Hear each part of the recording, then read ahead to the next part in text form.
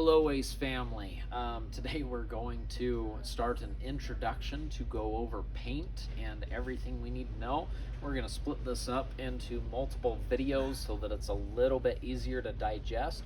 Paint is probably the most important department for us, and we just really have to make sure we're ready to amaze the customer every single time. And how we do that is with knowledge and a good attitude and just being there to be helpful for them. So Ace's paint is absolutely awesome. In this video we're going to talk about the color chip rack, just some suggestions that we can help folks out with, as well as some other things that we can let them know that the average customer might not know, because ultimately they're here, they're shopping, they're looking to some colors and possibly to buy paint from us. That's a huge compliment, and we want to make sure we treat that with all the respect as possible and earn their business time and time again. So to go ahead and jump into this, we have our Benjamin Moore 12-foot color chip rack right here, and it's got a lot of Benjamin Moore colors in it. It does not have every color that Benjamin Moore has. So there's sometimes that a customer might be looking for a specific color. In our drawers here below the chip rack, we have our color books for Ace and Benjamin Moore, but Benjamin Moore has several different color books that we can look into to help us find a particular color that someone maybe found online that maybe we have a gap here. So that's probably the first thing, is there are some gaps in the colors, but we definitely still have a huge selection. So this is the main spot that everybody chooses their colors. And it's separated by color, pretty easy for everybody to go ahead and kind of focus in on. Usually you have an idea if you want a blue or a pink or a green or whatever, but it really helps customers kind of zone in and be able to take several swatches home. If they leave with 10 or 20 of them, that's a lot of decisions to choose between, but they have the selection they need, and that's great. One thing that comes up often for customers is they go, well, specifically with whites or grays, they might be concerned about the undertone in it. And so sometimes grays can go a little bit purple, sometimes they can go a little bit yellow. And one way we can fight that is we can actually, I type in the colors on our paint computer all the time, and we can just look at the colorants that's going to go into that particular color that they're asking about, the undertones and whatnot, and we can give them a rough idea of, oh, there is a lot of yellow going into this white. It's probably going to favor the yellow side versus a pink. Or if you're looking at a gray color, you can go, oh, there's a little bit more blue going into this, or maybe there's no blue and it's not going to have that undertone. So that can really help us to narrow that down. And the next thing we can do is just say, hey, look, instead of doing your whole wall, we've got samples here, and the samples are a sure way to not spend a lot of money but make sure that the customer's happy with the color. So that's with undertones, just using the tools that we have to make the paint, and looking at those will really help the customer. The other colors that we have over here on the very right, Benjamin Moore has the affinity colors, and the affinity colors are really cool for someone that wants something quick, or they're indecisive, or they're not comfortable choosing colors that go with other colors. And the affinity section, you can pick any 2 or 3 or 4 colors or whatever, and all of those colors will go together within that color palette. So it's really cool, and it takes a lot of the stress about when you get done, if you're doing something with multiple colors, that it is definitely going to go. So that's the purpose of that section. Right here we have the historical colors by Benjamin Moore, and they're something that, if you think about colonial times, colors that you might see on older homes, what I really want to highlight within this section is when a customer just wants the color black or white. If you choose a really dark color, you know, a really dark black from here, not sure that there we go. This might be a good, I'll pull this out. Maybe it's not a great example. It might look black, but this is going to have a blue undertone. It's going to be closer to a navy blue than it is black. And that does come up from time to time where a customer will want a black. And what we can do is we can take this color chip is pure black. We can type it into the computer, and or we can shoot it with our imaging tool, which isn't coming to my mind right now. So we can read it with the computer, or we can type it in with the formula, and this is black. If a customer's after black, that's what it is. The same deal with white, and we'll go a little bit more over that on the computer video when we get there.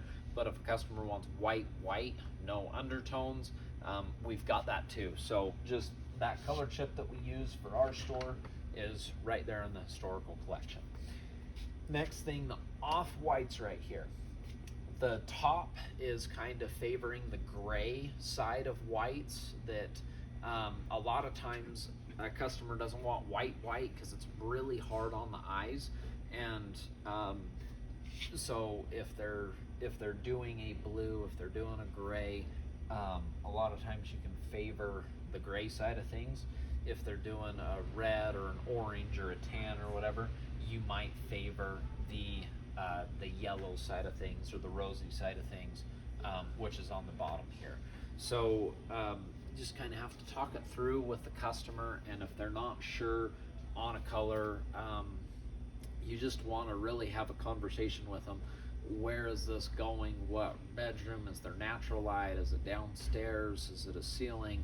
And that helps to start to piece together a picture for you to follow, because colors are they're tricky, and a customer, you know, we've got to utilize samples, and it depends on what else is in the room, what other furniture is there's going to be.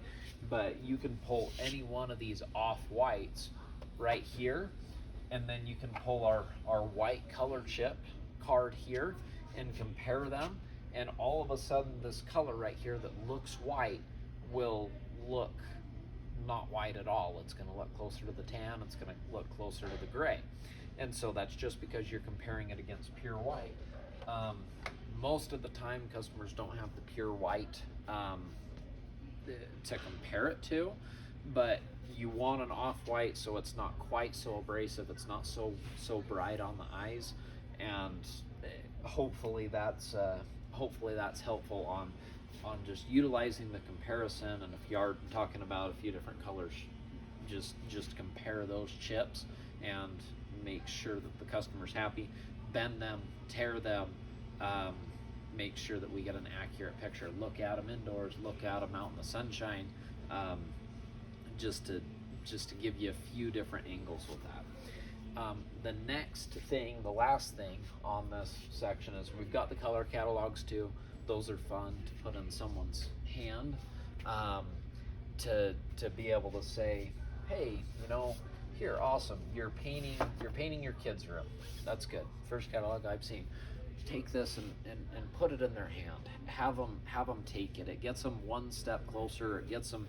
We can't really touch the paint. We can't really smell the paint for now, not till they put it on.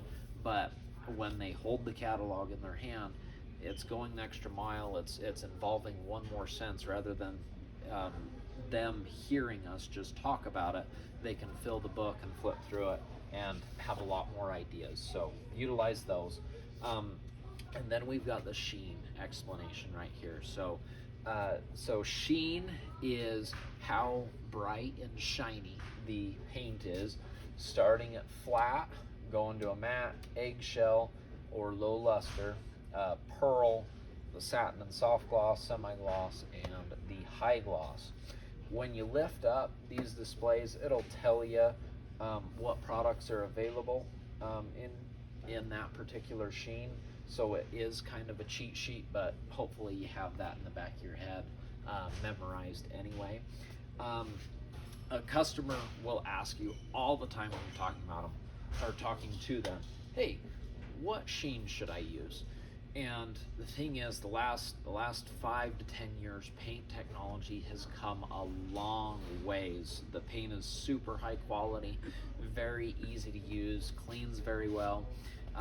It used to be 20 years ago, 30 years ago, a customer would come in, and if you were a kitchen or a bathroom, which are two places that you have to clean the walls a lot, you had to use a semi-gloss because that's the only thing that would clean very well. And then you could use the other sheens in other parts of the house. Might do a satin in the living room, might do the eggshell or a flat in a bedroom. And now the paint technology is so good, you can clean most of these very well. It's still a little bit true that they do, as you go up in sheen, they go up in price. There's a few dollars difference between the flat and the semi-gloss. And then, anyway, it's just a sliding scale. As you go down, it gets a little bit more expensive on the paint, but it also cleans a little bit better. But how I like to handle that conversation is go, okay, well, you really can do anything anywhere. The paint cleans very well. It is up to that person, and the semi-gloss and the satin are going to clean the best. But there's a lot of people now putting eggshell throughout their whole house, and that includes the kitchen, that includes the bathroom.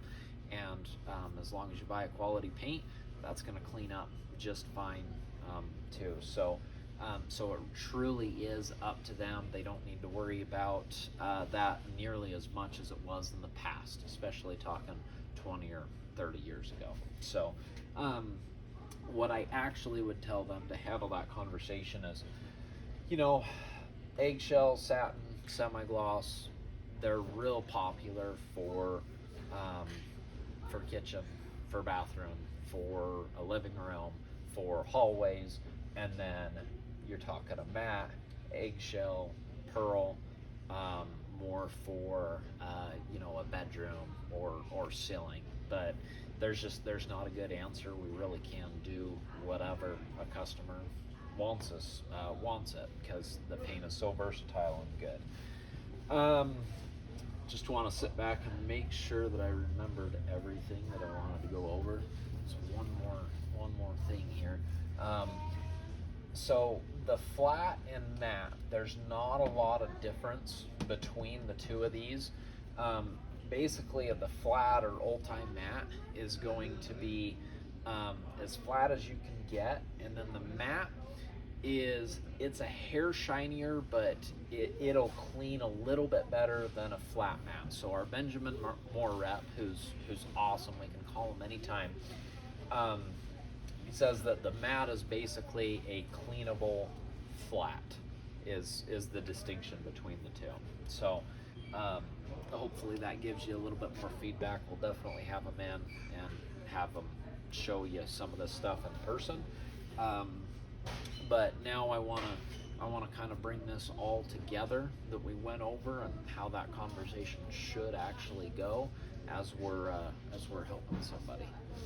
Would you pause it? Now that we're through talking about this, I wanted to give you a summary of everything and walk you through how that conversation needs to happen with a customer. So first thing, customer comes over, they're looking at paint chips and go, hey, how can I help you today? I said, well, they might say, oh, I'm looking at doing some painting. And right there's a few things that we need to go ahead and talk to them about. Say, awesome, that's no problem at all. The first thing we need to make sure to tell them is, we've got all these lovely colors here. We've got even more in a color book, but we can also match colors from any brand, or we have a paint matching machine. If you have a pillow or a jacket, a car that you want to match the color of, we can match any color from any brand. So that's the first thing we need to tell them. If they've got a Sherwin-Williams, a Behr color, we can go ahead and mix it with our paint. no problem at all. The second thing we need to mention to them is just what we do here is if they're doing a bigger paint project, we do not carry the 5-gallon buckets. We can order them in advance for big paint projects, but usually when people want to paint, they've decided that they want to paint, and we need to get it to them now. So with big paint projects, what the customer will do is, oh, you know, we don't have 5-gallon buckets here. But what we do at the store is we match the price of the 5-gallon bucket with the 1 gallon. So, but they have to buy 5 gallons of the same color. But that helps us be more convenient. We don't have to carry quite so many 5-gallon buckets of the ones we do carry, and it gets them taken care of right then and there at the good price. And it's usually not too much of a price difference. With most of the Benjamin Moore stuff, there's actually not a price difference between everything, between the 1 gallons and the 5-gallon buckets, meaning if you buy 5 1 gallons, it's the same price as a 5-gallon bucket. But regardless, we just do a $2 discount per gallon, just blanket, just to make it nice and easy for the store, and that gets the big projects taken care of. So that's kind of the second thing that we need to mention. And then the third thing, going up and having that conversation, going, oh, awesome, you know, what are you painting? What are you looking at? Are you indoor? Are you outdoor? And just really, you know, being helpful is about just caring, just acting like you're the one painting. Be interested in their project, treat them like a friend, and just talk to them a little bit about it, so we can say, oh, great, you're doing exterior. We've got some of the best exterior paint that's on the market, and we've got we can do any color within that, and just making sure we just have a thorough conversation with them and care, because like they're our neighbors, because they are. So so starting back at the beginning, someone's looking at these paint chips, say, hey, you know, just so you know, we can look at tone. If you're not sure on color, we can match any color from any manufacturer, and we've got a lot more colors available too. We can get you taken care of with a sample pint for the paint, if they want to try a little spot and make sure they're happy with the color. So there's just to make sure they know what we're here for, what we're ready to offer them, and make sure that they can. A lot of people might dread painting, but to make sure that they can have a good experience, and maybe they'll want to paint some more with us. So I think that sums it up. As always, ask any questions, and we'll talk about paint in the next one.